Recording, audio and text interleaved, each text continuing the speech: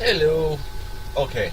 I'm going to address these as directly as I can just now, simply because I feel I need to elaborate on a lot of them, and I think I'm gonna have enough time to do so within 10 minutes.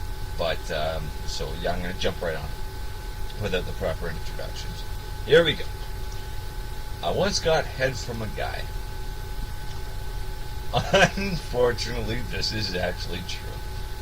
The reason for this is because there was a time in my life when I was a very party-animated gentleman, minus the gentleman, and for some sick, odd reason, I had it in my mind that women digged guys that were able to handle a lot of alcohol. Don't ask me why. I was young and naive. So, the long and short of that is, there was a bottle of Beefeater dry gin going around, a 40 of it, and I instead of just grabbing a swig, I drank half the bottle in one swig. Oh man. So, needless to say, shortly after that, I don't really remember much from that night, aside from some of the comments that some of the people told me there afterwards. But what I do distinctly remember myself is sort of coming to and seeing this goth guy. Now, granted, this is a big guy. He was maybe 6'3", 6'4", big guy. And he's sucking my dick. I'm like, what the fuck? And it was almost instinctively. Now, keep in mind, I was still a Christian at this point. Like, homosexuality was a no. So, I actually grabbed this guy by his neck, and I took him over the backside of the bed, and I just filled him. I literally fucking, I punched this guy till he was out cold, and then I kept filling him. And it's weird because apparently people told me afterwards that he had asked me for my consent. What a great Samaritan. Yeah, apparently he asked me, and I had responded, I don't give a fuck.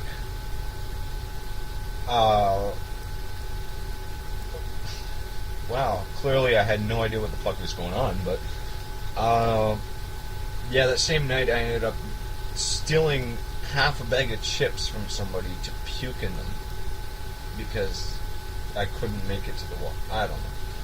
Anyway, so that's number one. Moving on to number two. I once drank beer in front of a cop while in my car. This is absolutely true. At my cottage is situated on private land.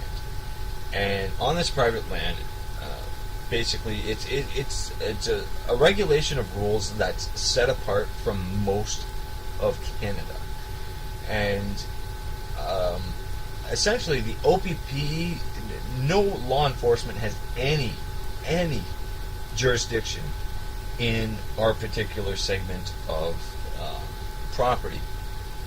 But what happens occasionally is on long weekends when people are drinking and being retarded and shit like that, that they do decide to invite the OPP in. So, you can imagine I'm accustomed to this. We drive to the pit, we call it the pit, and it's a brush pit where you dump all your brush, and it's sandy area type thing, so you can unlimited supply of firewood, bunch of drunk fucking people. You make the biggest fires in the world. You have the cars blaring the stereos. It's a great little situation. So I went there, and on my way there was this OPP, to my surprise. And now, granted, this OPP was just passing me on the road, and granted, when you pass somebody on the road, you just kind of you flick your high beams to sort of say hi, type thing. But I saw it was a cruiser, so I was like, "Whoa, what's going on here?" So I slowed down, And I stopped, and I rolled my window, and I'm like, "What are you doing here?"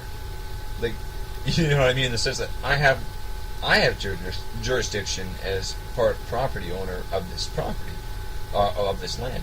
So, so this, it was this female cop, believe it or not, and she was just like, "Where are you going?" I'm like, "What are you doing here?" Right? So, you know how cops like to instantly attain the authority, and I literally just started questioning this broad.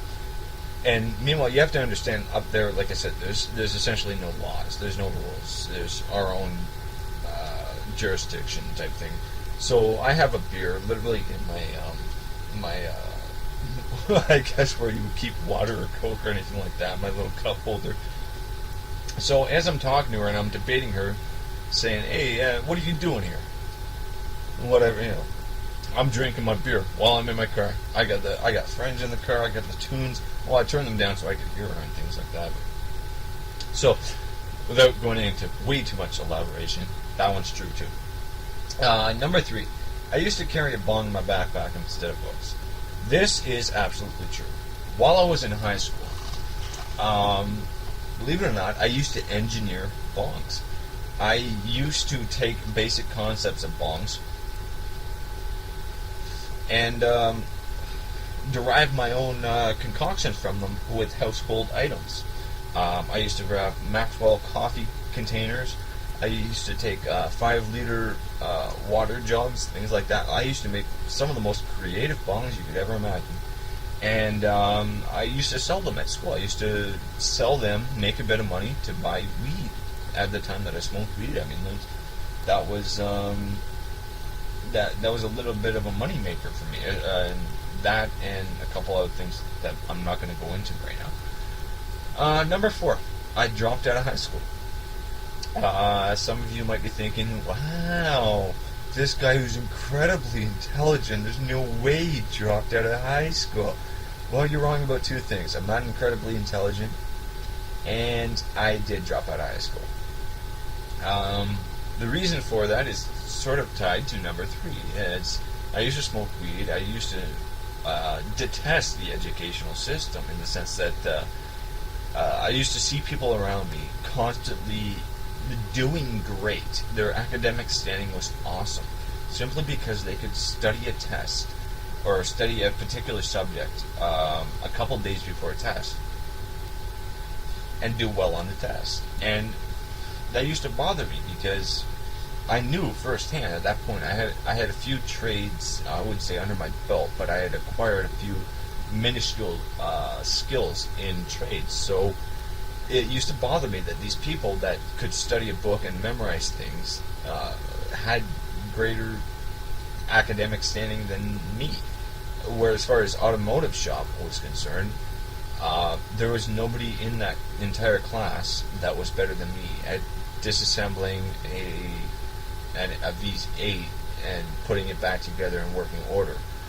You know, I mean, I'm talking right down to the details of lubricating all the components, including the camshaft, in order for it to spin properly. Number 5. I had a stripper fall in love with me. Now, this is the tricky one. It's not a fact. I will explain to you why. During a friend of mine, he had his birthday, so we did some more deals, and then we ended up going to a strip joint. And granted, I'm not actually that big of a fan of strip joints. No, I'm not opposed to them.